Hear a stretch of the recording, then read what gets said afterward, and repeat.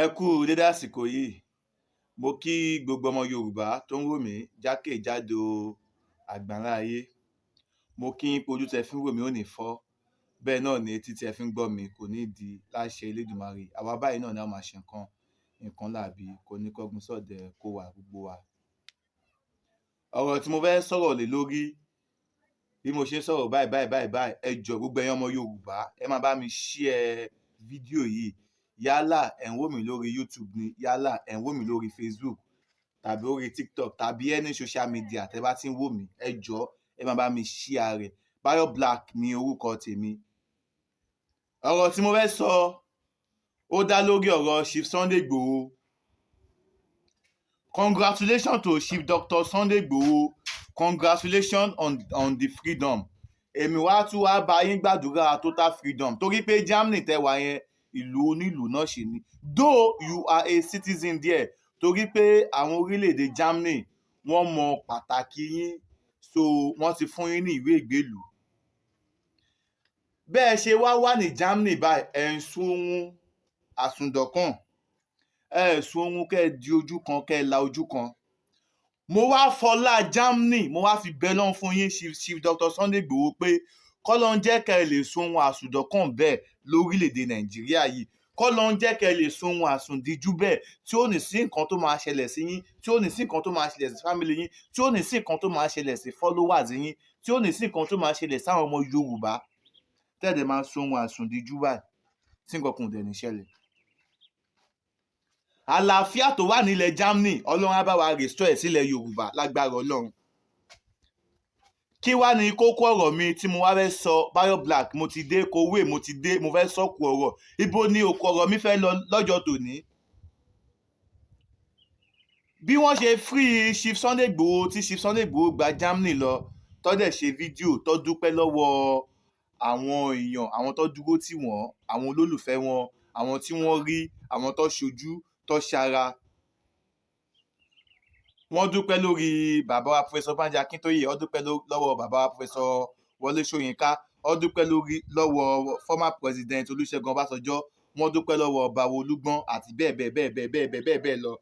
Wọ́n dúpẹ́ lọ́wọ́ Sami of Japan, wọ́n dúpẹ́ lọ́wọ́ so many people tó pọ̀ tó lọ sùà.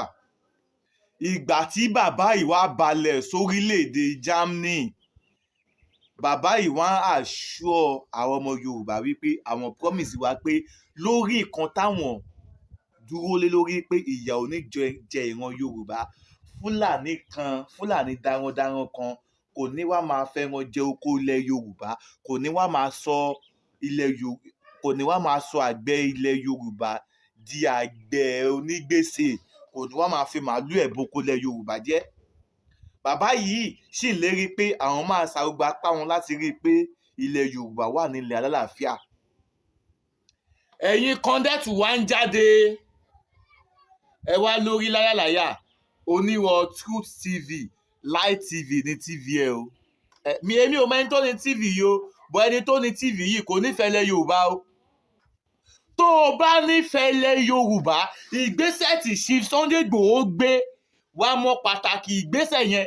Tí Chief Sunday Igboho bá gbé ìgbésẹ̀ tí wọ́n gbé, wàláì Tinubu ò lè wọlé president Nàìjíríà, kò tiẹ̀ lè win ní tíkẹ́ẹ̀tì lọ́ndà APC dèpòdèpò kó máa wọlé president, dèpòdèpò pàwọ́sà máa support ẹ̀. Tí Chief Sunday Igboho bá jáde lórí pé àní Yorùbá nation ṣe la fẹ́, Haúsá ò ní support Tinubu, wàláì Àtíkù ló máa wọlé. Àtíkù Abubakar òun ló máa win. Ṣùgbọ́n ṣá nítorí pé ọ̀pọ̀lọpọ̀ ìṣòro tí Yorùbá ní, Fúlàní ló ń gbé bá wa, àjòjì ló ń gbé bálẹ̀ Yorùbá. Tí Chief Sunday Igboho wá dìde pé kinní yìí ó tó gẹ́, ẹ jẹ́ ká máa lọ. Ọ̀pọ̀lọpọ̀ ìyà tó dẹ̀ ń jẹ ìran Yorùbá yìí dẹ́nì yìí kò jẹ́ àwọn Haúsá bẹ́ẹ̀, torí àwọn Haúsá wọ́n ń benefit natural resources ilẹ̀ Yorùbá. Lafarge cement ibo ló wà? Ewékorò l'Abẹ́òkúta, Ogun State, kì í ṣe ilẹ̀ Yorùbá ni. Dangote cement factory Ìbẹ̀ṣe ibo ló wà? Ogun State náà ló wà, Yewa. Níbo ni Ogun State? Ilẹ̀ Yorùbá kọ́ ni. ọ̀pọ̀lọpọ̀ Haúsá tí wọ́n ti là tó ti làlùyọ wọ́n ní business ní Nàìjíríà, wọ́n ní business tó pọ̀ nílẹ̀ Yorùbá tó dẹ̀ jà sí pé business tí wọ́n ní nílẹ̀ Yorùbá yìí ààyè yẹn gbà wọ́n ju kí wọ́n ní, kódà wọ́n jẹ ọ̀pọ̀lọpọ̀ èrè ju kọ́ ní ilẹ̀ Haúsá lọ. So àwọn àbòkí yìí, àwọn Haúsá yìí wọn ò lè support kí Nàìjíríà pín, torí ọmọ pé tí Nàìjíríà bá pín ìyà ńlá ó máa jẹ àwọn. Ohun tó jẹ́ kó support Tinubu nìyẹn, kí Tinubu lè wọlé. Because lẹ́yìn Chief Sunday Igboho tí wọ́n sọ pé Yorùbá nation is the only way, another hope for Nigeria àtọmọ Yorùbá àti Igbo àtàwùsá Tinubu tún ní second hope. Tinubu ní plan B. Nǹkan tó gbé Tinubu wọlé nìyẹn. Ká ní pé kò sí Yorùbá nation ni, Haúsá mọ̀ pé Tinubu is not a tribalism person. Ìgbà àti Tinubu wà ní governor Lagos State, Tinubu yan commissioner tó jẹ́ Haúsá, ó yan commissioner tó jẹ́ Igbo, ó yan special adviser tó jẹ́ Igede. Bó ṣe yan káàkiri nìyẹn. Ọmọ wípé tíru Tinubu bá wọlé ẹnu àwọn máa tọrọ, ayé àwọn ò lè bàjẹ́. Tinubu sì máa pity àwọn than kí any other than kí Peter Obi wọlé.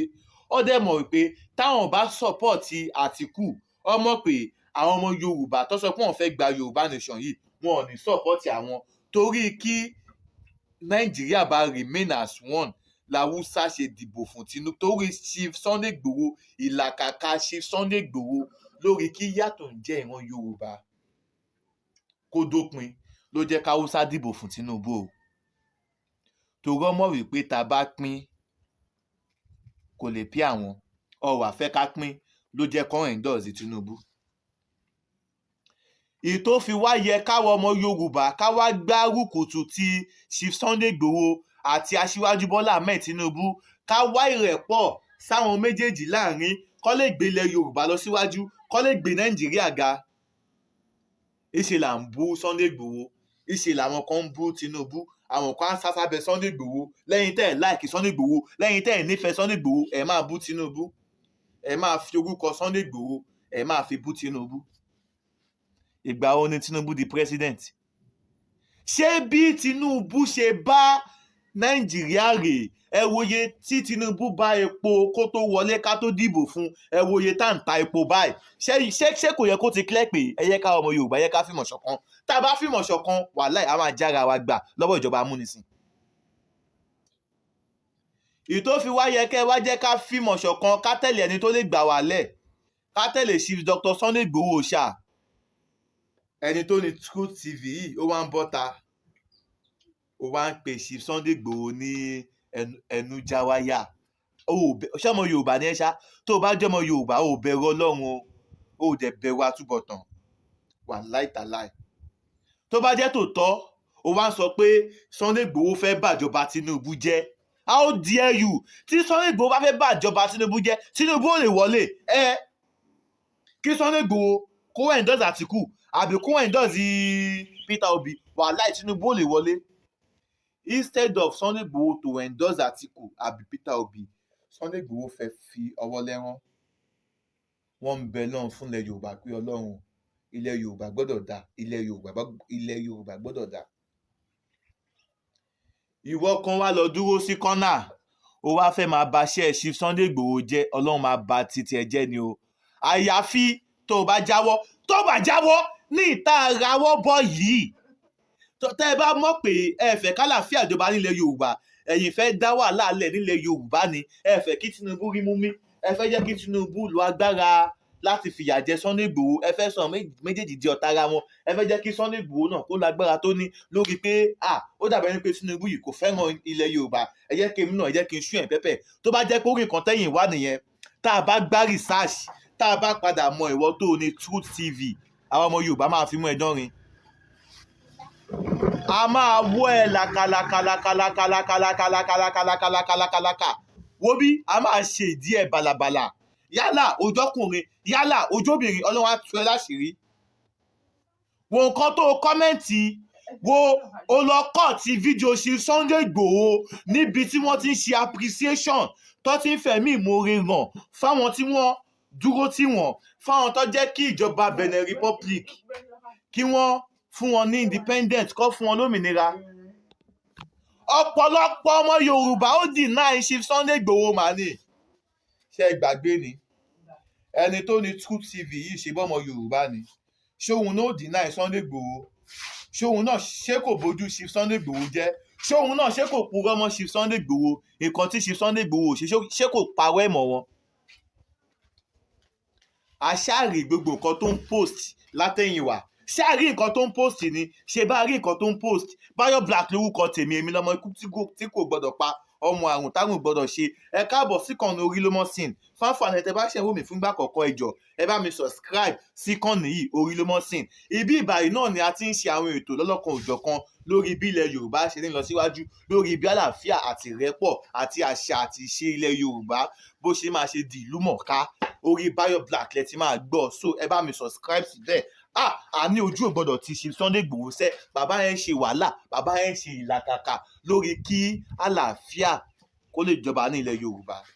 Àwọn ọmọ Yorùbá ẹ má yẹ ká fi ibi ṣú Chief Sunday Igboho. Ẹ má yẹ ká fi ibi ṣú bàbá yìí náà. Kí lè re wa, kí la fẹ́ gbà ń bẹ̀, kí la fẹ́ gẹ́nì bẹ́ẹ̀. Bàbá ìjáde ta ìjáde ọgbà orílẹ̀-èdè Germany lọ. Ẹ̀dẹ̀ ti bẹ̀rẹ̀ sí ní máa bú bàbá yìí gẹ̀ ẹ́ ló fẹ́ bàjọba Tinubu jẹ́. Kí ló dé àwọn ọmọ Yorùbá? Ṣọ́fọ̀tẹ̀ ṣe wá ni, ṣọ́fi wàhálà ṣe wá ni. Ẹ yẹ ká jáwọ́ nínú àbòsí, ẹ yẹ ká jáwọ́ nínú rìkìṣí, ẹ yẹ ká stay focused lórí báwo ní ilẹ̀ Yorùbá ṣe ń lọ síwájú. Yes, lórí báwo ní ilẹ̀ Yorùbá, lórí báwo ló ṣe máa ṣe ní lọ síwájú, nǹkan tó yẹ ká gbájúmọ́ nìyẹn. Yes, ẹ wá jẹ́ ká gbájúmọ́ báwo ni Chief Sunday Igboho ṣe máa wá ṣe padà sí Nàìjíríà tó máa súnú ilé ẹ̀ pẹ̀lú ìfọ̀kànbalẹ̀, tí ó ní sí pé wọ́n tún lọ àtáàkì lẹ́nìí, wọ́n tún lọ àtáàkì lọ́la, tí Fúlàní ò ní wá ṣe Chief Sunday Igboho ní jàǹbá, tí kò ní wá ṣe àwọn olólùfẹ́ ìlọsíwájú ilẹ̀ Yorùbá bó ṣe ní ṣe wá ní jàǹbá. Ó dọwọ́ gbogbo àwọn ọmọ Yorùbá, ó dọwọ́ gbogbo wa o, ó dọwọ́ gbogbo wa o. Yes, ó dọwọ́ gbogbo wa. Báwo la ṣe fẹ́ ṣe? Báwo nílẹ̀ Yorùbá ṣe fẹ́ yín lọ síwájú? Ó ti fi Chief Sunday Igboho lẹ̀ báyìí, ó ti wà ní Germany o. Báwo ni Chief Sunday Igboho ṣe máa ṣe wọ Nàìjíríà? Bàbá Ọbásanjọ́ ẹ bá wa ṣe délẹ̀, ẹ̀yin ọba ilẹ̀ Yorùbá ẹ jọ̀ọ́ ẹ bá wa fẹ́ dúkù, ẹ bá wa ṣiṣẹ́ pẹ̀lú bàbá Olúgbọ́n, bàbá wọn ní ọ̀fífẹ́, bàbá Alákẹ́tìlẹ̀ Ẹ̀gbá, ọba of Lagos, Àwùjalẹ̀ ti Jẹ̀bú, ọba Ọ̀ṣun, ọba Èkìtì, ọba Òṣogbo, ọba Ọ̀yọ́, Olúbàdàn tilẹ̀ Ìbàdàn, gbogbo ẹ̀yin first class ọba ilẹ̀ Yorùbá pátápátá ẹ pawọ́pọ̀. Tí Chief Sunday Igboho bá fẹ́ dé sí Nàìjíríà, a gbọ́dọ̀ fún wọn ní a royal welcome. Akọni ni ó gbébọn sí Chief Sunday Igboho létí báyìí. Ó yá sọ pé ó jà fómìnira ilẹ̀ Yorùbá mọ́. Chief Sunday Igboho sọ pé no going back ni. Chief Sunday Igboho, ọ̀pọ̀lọpọ̀ ẹ̀yin tẹ́ ẹ sọ́pọ̀tì Tinubu, ọ̀pọ̀lọpọ̀ ẹ̀yin tẹ́ ẹ sọ́pọ̀tì Jagaban, Aṣíwájú Bọ́lá Ahmed Tinubu, president wa bẹ́ẹ̀ kọ́, á lọ́dún mẹ́rin ẹ̀ pé. Yes, ọ̀pọ̀lọpọ̀ ẹ̀yin tẹ́ ẹ sọ́pọ̀tì ẹ̀ tẹ́ ẹ ń bú Igboho ńgbà yẹn, ṣé ẹ ti padà wà tún gbé Tinubu ṣépè? Ṣé ẹ padà wà bú Tinubu pé ìyá ìpọ̀ kínní kan? Àgà nǹkan tá à ń sọ bọ̀ tẹ́nu Yorùbá tẹ́nu wa bá kò wà láìtàláì, ìyà ò lè jẹ wá, ẹnu wa tí ó kò ló ń fìyà jẹ wá. Báwo lẹnu wá dẹ̀ ṣe máa ṣe kò ní pé ẹ jẹ́ ká sọ̀pọ̀tì ìlọsíwájú ilẹ̀ Yorùbá, ẹ yẹ ká jáwọ́ nínú ọ̀tẹ̀, ẹ yẹ ká jáwọ́ nínú àbòsí, ẹ jẹ́ ká jáwọ́ nínú ká máa fẹnu ṣàtara wa, ẹ jẹ́ ká jáwọ́ nínú ìkórìíra, ẹ yẹ ká jáwọ́ nínú ká máa túdi ara wa síta. Yorùbá láṣìírí, kì í bú àṣírí ara wa, a máa ń sáré tú àṣírí ara wa síta ni. Ṣó yẹ kó rí bẹ́ẹ̀? Chief Sunday Igboho, bàbá Dami, congratulations to you. Lágbára Ọlọ́run, lágbára Ọlọ́run, lágbára Ọlọ́run, ẹ máa borí gbogbo ọ̀tá yín. Gbogbo ọ̀tá tí ó fẹ́ kẹ́ ẹ wọ Nàìjíríà, gbogbo ọ̀tá tí ó fẹ́ kẹ́ ẹ wọlé Yorùbá, torí àwọn kan ọmọ pé tẹ́ bá padà sílẹ̀ Yorùbá mọ̀ pé ìjẹ́ tán fáwọn. so wọ́n ń wá gbogbo ọ̀nà láti má jẹ́ kẹ́ rómìnira gbà, wọ́n ń wá gbogbo ọ̀nà láti má jẹ́ kẹ́ rí ilẹ̀ Yorùbá dé mọ́, láti má jẹ́ kẹ́ rí Nàìjíríà padà sí mọ́. Lágbára Ọlọ́run á gbé yín borí gbogbo wọn. Báyọ̀ Black lórúkọ tèmi, mo kí gbogbo ẹ̀yin agitators tẹ́ dúró ti Chief Sunday Igboho, Masberry mo kí ẹ, Saheed Ire mo kí ẹ, Koiki Media mo kí ẹ, Yèyè Dára mo kí ẹ, Bàbá Gbàgede Ìmọ̀ mo kí ẹ, Ọmọlúkà mo kí yín. Ọmọlúkà, respect to you. Another Yorùbáwùyí. Mama o, Olúwa dá màmá sí fún wa. Mama o, Olúwa dá màmá sí fún wa. Yorùbáwùyí, ẹ kú iṣẹ́ takuntakun lórí Chief Sunday Igboho ṣá. Yes, Masbi TV, Masberry, you are welcome. Kasmo Media, you are welcome. Omíyalé, Omíyalé ni Sugar Boy, Awikonko, ẹ̀yin náà ẹ kú iṣẹ́ takuntakun. Bó tiẹ̀ wulẹ̀ jẹ́ pé nígbà tẹ́ bẹ̀rẹ̀ wọ́n pè yín lọ́dàlẹ̀, àmọ́ bẹ́ẹ̀ ṣe búburú tàbí ẹ ṣe rere, ẹ̀rí ọkàn yín máa dá yín lẹ́bi àbíláre. Yes, Ọlọ́run á san fóníkálukú gẹ́gẹ́ bí èrè iṣẹ́ ọwọ́ rẹ̀. Yes, pàápàá jùlọ àwa tájọ́ ọmọ Yorùbá yìí, contribution oníkálukú wa Ọlọ́run á fi bù wá lérè àtàtàjọ́ pé à ń ṣe Yorùbá nation. Yes, are you truly doing your Yoruba nation because you want the independence, or you are doing the Yoruba nation because you want to feed your mouth? What a pity. What a pity. What a pity. What a pity. Congratulations to my mentor, Chief Dr. Sunday Igboho Osha, and to all his well-wishers. I so much appreciate each and every one of us for your stand-up, for your support. Maximum respect to Honorable Shina Pella. If kudos to you, ìsẹ́yìn ò ní bàjẹ́. Lágbára Ọlọ́run 2027 tẹ́ bá jáde gọ́vnọ̀ ẹ̀ máa wọlé, tẹ́ bá jáde sẹ́nítọ̀ ẹ̀ máa wọlé, lágbára Ọlọ́run. But Professor Shina Pella, ẹ má gbàgbé, people are suffering. Ẹ bójú ẹ̀yìn. Remember the people of your constituency. Gbogbo ẹ̀yin aṣojú wa ní ilẹ̀ Yorùbá. So a máa bọ̀bẹ̀ ní ìbẹ̀ṣọ àtẹ́lẹsẹ̀, a sì máa bẹ̀nà wò. Kò ní jù báyìí lọ láṣẹ Elédùmarè. Mo kí gbogbo ẹ̀yin olólùfẹ́ ìkànnì Orílómọ̀sìn, ẹ̀yin tẹ̀ ń wò mí ní Báyọ̀ Black TV show náà, ẹ ṣeun. Bọ̀ fídíò particular video eléyìí orí Orílómọ̀sìn náà la máa post ẹ̀ sí. Bọ̀ ẹni fi ẹ̀tẹ̀ bá ti gbé ń wò wá ìrì náà ni ẹ bá subscribe sí ẹni fi ẹ̀tẹ̀ bá ti gbé ń wò mí, torí àwọn bloggers tí wọ́n promote tó ń gbéṣẹ́ wa wọ́n pọ̀. Ẹ yẹ ká help àwọn náà, ẹ bá wa ẹ jẹ́ kó mọ̀ wípé ńgbà tó gbé fídíò wa ó sọ̀wọ́n sí rere. Yes, èmi ò ní kẹ́nìbọ̀dì má gbé fídíò mi. Ìwọ tó bá mọgbọ́n tó lè dà sí fídíò mi tí YouTube ò ní demonetize, tí Facebook ò ní demonetize, kí lórí tó gbé tètè gbé. Ọmọ Yorùbá lèmi, èmi tí ṣe tèmi.